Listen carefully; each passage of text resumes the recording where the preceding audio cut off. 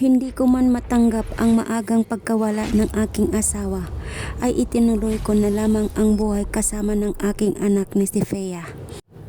Makalipas ang 5 taon mula nang namatay ang asawa ni Rochelle, ay inabala niya ang kanyang sarili sa pagpapatakbo sa kanyang negosyo. Kadalasan ay nasa rancho lamang ito at inaabala ang sarili sa pag-aalaga sa mga kahayupan niya na sina Juan, Kukoy, Lira at Solvan. Ini-import niya ang mga ito mula sa Thailand. Ang kanyang paborito ay si Kukoy dahil matulin itong tumakbo, hindi tulad ni Juan na mainitin ang ulo. Tulad niya, madalas na sumusumpong ito at hindi niya mapatakbo. Ang kanyang rancho ay nasa gitna ng Tarlac. Maganda ang lugar na ito. Binili niya ito sa mag-asawang nag-migrate na sa ibang bansa. Nagpatayo rin siya ng mansyon nila ni Fea sa lugar na ito.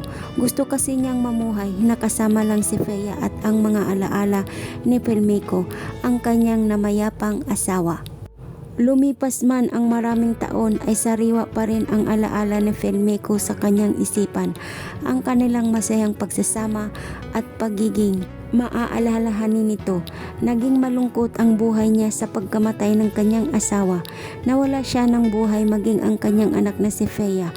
Ang napabayaan na niya, kaya naman minabuti niya ng kanyang mama na kunin si Fea sa Amerika. Naiwan siyang mag-isa sa kanyang rancho at sa pagpapatakbo ng kanyang negosyo, ang Fea Shoe Exchange, minanapan niya iyon sa kanyang namayapang papa. Gumagawa sila ng mga sapatos ng babae at lalaki na man-made. May 4 na silang store sa buong Pilipinas at 5 namang stores sa bawat supermarket sa buong Tarlac. Sa sobrang busy niya, sa hindi na niya maalagaan ang kanyang sarili. Mahaba na ang biguti niya, mahaba ang buhok niya at wala siyang pakialam sa itsura niya. Araw-araw kapag binibisita niya ang store niya, kasalukuyan niyang inaayos ang makina ng kotse niya. Bigla kasi iyong tumirik sa gitna ng kalsada. Ito ang kotseng ginagamit nila ni Pelmeco nung naaksidente silang dalawa. Marahil luma na ito kaya naman bumibigay na. May mga kotse siyang binibili pero hindi niya madalas ginagamit. Mayroon siyang iba't ibang klaseng sasakyan. Madalas niyang gamitin kapag nag-i-stroll siya sa kabayanan. Kinuha niya ang bag niya nang hindi niya maayos ang makina ng sasakyan. Nagpasya siyang maglakad-lakad na lang pauwi sa rancho.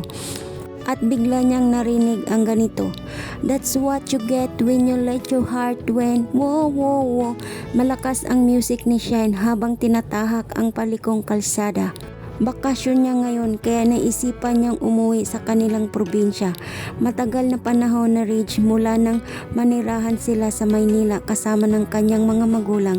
17 taon siya noon. Hindi niya alam kung bakit siya dinala ng mga magulang niya sa Maynila.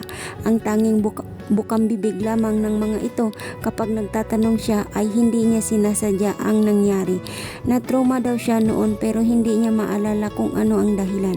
Basta natatakot siya noon na magmaneho ng kotse nang makapagtapos siya ng kolehiyo ay binilhan siya ng kotse ng kanyang daddy at ngayon lamang niya ito gagamitin para bisitahin ang kanyang abuela. Kinakabahan pa siya at madalas ay nakakaramdam siya ng takot kapag may nakikita siyang naaaksidente sa daan. Kapag may umiiyak at namamatay, nanginginig ang buo niyang katawan. Kapag nakakasaksi siya ng magganon, hindi mabilis ang kanyang pagpapatakbo ngunit may isang lalaki na bigla na lamang tumawid, sunod-sunod ang busin niya. Tumigil siya sa tapat mismo ng lalaki. Kinalabog niya ang hood ng kanyang kotse. Nagalit pa yata ito sa ginawa niya. Ngunit kasalanan naman ito kung bakit nakasimangot siyang bumaba sa kotse niya. Hindi mo ba nakikita ang sign? Bulyaw nito sabay turo sa nakalagay na signage. Slow down, accident prone area. Nabasa ko, ikaw pa itong biglang tumawid, wala ka sa linya mo. Sa tansya niya, nasa edad 35 ang lalaki hanggang 40. May biguti ito at napakadumi, nakasando at short lamang ito. May bitbit itong bagpak, mukha yatang naliligaw ito. Che, mura pa nito at tinalikuran siya. Okay, kasalanan ko miss. Tinalikuran siya nito. Pumasok ito sa arkong magsaysay. Kaya pala ito tuwid dahil doon ito patungo. Pumasok siya sa kotse niya at iniliko ang kotse niya. Doon din ang punta niya. Binusinahan niya itong muli. "Kuya!" sigaw niya. Hindi siya pinapansin ito. "Kuya!" bulya muli niya. "Bakit mo ba ako sinusundan? Taga dito ka rin ba? O nawawala ka?" Kunot noong tanong nito. Mabagal ang pagpapatakbo niya ng kotse niya upang makasabay dito. "Gusto ko lang mag-sorry. Wala kang kasalanan, ako ang tumawid." "Kuya, sakay ka na." Muling kumunot ang noo nito. "No, thank you." "Oh, okay. Ako nga pala si Shine Alonso, taga rito. Taga dito rin ako." Hindi siya nito pinapansin pa. Sayang, cute pa naman si kuya. Mukhang masungit lang. Pumasok ito sa malaking gate. Iyon marahil ang bahay niya. Sinulyapan niya ang malaking mansyon. Mayaman pala ito, kaya naman pala isnabero. Siguro may pamilya na ito. Bumaba siya para kunin ang kamera niya. Napakaraming view na magaganda. Sayang kung hindi niya makuhanan ang mga iyon. Panay ang shoot niya nang biglang sumulpot ang lalaking nakita niya kanina sa lens ng kamera niya. Nasa itaas ito ng balkonahe. Wala itong damit. Pag itaas, sumilip siya sa lente at kinunan ito ng litrato. Ngunit pagka-flash nun ay lumingon ang lalaki. Bigla niyang iniba ang direksyon ng kamera niya at saka tiningnan ang larawan ng lalaki sa reviewer. Gwapo naman pala ito, para nga siyang hunk. Sumakay muli siya sa kotse niya at pinahururot iyon hanggang sa makarating siya sa rancho ng kanyang abuela. Malapit lamang iyon sa kabilang rancho. Maraming mga kahoy sa paligid, mga mumunga at hindi may mga bundok. At may mga bundok din siyang nakikita mula sa malayo. Mukhang magagandang magkamping doon kapag gabi.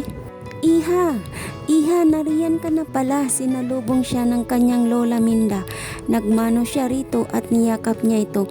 "Opo, salamat la. Pumayag kayong dito muna ako magbakasyon habang hinihintay ko ang resulta ng board exam ko.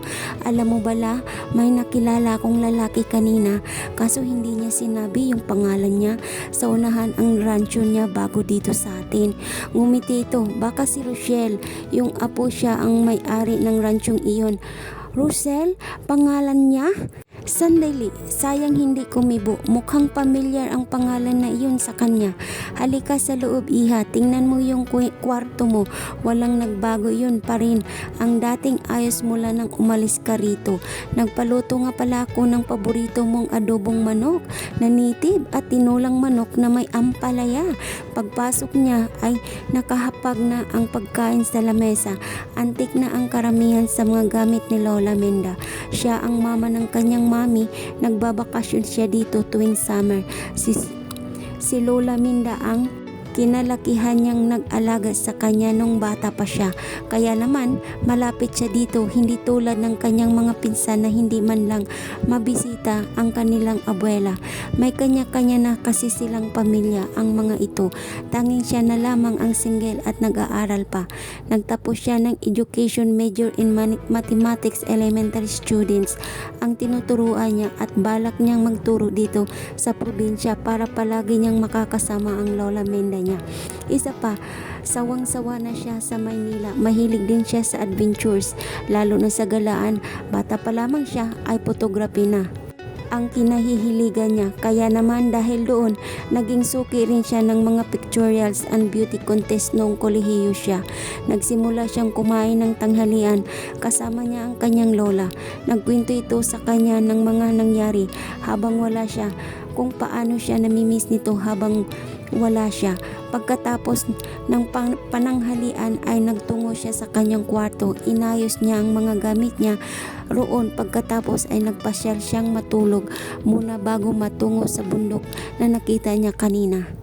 Napailing siya sa ginawa ng dalaga kanina. "She is taking my stolen shot." Akala siguro niya hindi niya napansin. Makulit ang dalagang yun. potential niya ay nasa edad 21 hanggang 22 ito. Marahil apo ito ni Manang Minda. Ang apong ikinikwento nito sa kanya kapag nakikita sila. Mukha namang mabait ang dalagang iyon. Naalala tuloy niya ang kanyang anak ni si Fea. Miss na niya ang kadaldala nito sa Makalawa. Uuwi ito para magbakasyon pero babalik din ito sa US dahil doon na ito nag-aaral. Napabayaan na niya ang kanyang anak ngunit pinapakita niya na pa rin dito kung gaano niya ito kamahal. Spoiled na rin yata ito dahil lumaki ito kasamang mga lola at lolo nito. Malungkot mag-isa pero iyon ang pinili niya, ang maging malungkot sa buhay niya. Nakakulong siya sa nakaraan niya kasama ang kanyang asawa. Nagpasyal siyang magtungo sa rancho. Sa rancho niya, kinahaponanan sinakyan niya si Kukoy para pagtungo sa bundok. Araw-araw niya iyong ginagawa. Maaliwalas kasi ang isipan niya kapag nakikita niya ang paglubog ng araw mula roon. Si Rosel, napaayos na po yung kotse ninyo, bungad ni Manong Philip. Salamat po. Pakigarahin na lang Manong, mukhang tutungo na naman kayo sa bundok sir. Oo, magpapalipas oras lamang Manong.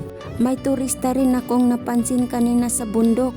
Kumunot ang noo niya. Turista? Oo sir, apo yata ni Manang Minda. Oh, I see. Kilala mo sir? Napalunok siya. Hindi, sige sir, mauna na ako, paalam nito. Napailing siya habang isinusuot ang sando niya. Kumuha siya ng energy drink bago ilabas si Kukoy sa kwadra nito. Hinawakan niya ang mukha ni Kukoy at hinalikan sa noo. Mamasyal tayo, sinakyan niya si Kukoy. Inilagay niya ang energy drink sa bag ni Kukoy na nasa liig nito. Heya! Tumakbo si Kukoy ng mabilis. Ramdam niya na masaya si Kukoy kapag namamasyal silang dalawa. Hinimas niya ang ulo ni Kukoy. Huminto ito sa tapat ng malaking puno. Tama nga si Manong Philip. Naroon sa bundok si Shine, ang apo ni Manang Minda. Dala nito ang kamera nito habang panay ang kuha sa paligid. Bumaba siya kay Kukoy pagkatapos itinali niya ang kordon ni Kukoy sa sanga ng puno. Kinuha niya ang energy drink niya sa bag ni Kukoy. Umupo siya sa damuhan habang tinitingnan ang paglubog ng araw sa kalagitnaan. Ang ganda nun, nakalimutan niya tuloy dalhin ang sketch pad niya. Hindi niya namamalayan ang paglapit nito sa kanya, sunod-sunod ang flash ng kamera nito sa mukha niya. Si Cheese! Hindi niya ito nginitian. Stop that! KG mo naman Kuya Rosel. Pinagtaasan niya ito ng kilay. Paano mo nalaman ang pangalan ko? Umupo ito sa tabi niya. Sinabi ng lola ko. Nginitian siya nito. I see. So, tinanong mo na ako niyan. Ang cute mo kasi kuya. Napaubo siya. Paano ito? Nakakapagsalita ng diretsahan. Hindi man lang ito mahiya sa kanya. Iba na talaga ang kabataan ngayon. Pwede favor kuya? Kuya again?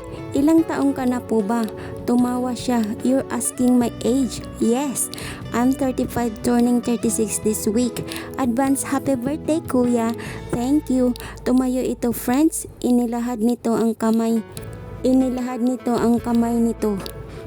Not friends, we are not close and I don't even know you. Sinabi ko na pangalan ko kanina, Shine Alonso, 20 years old. 20 years old pero mature nang tingnan. Okay fine, kinuha niya ang camera nito. Magandang klase itong camera mo. Canon. Yes.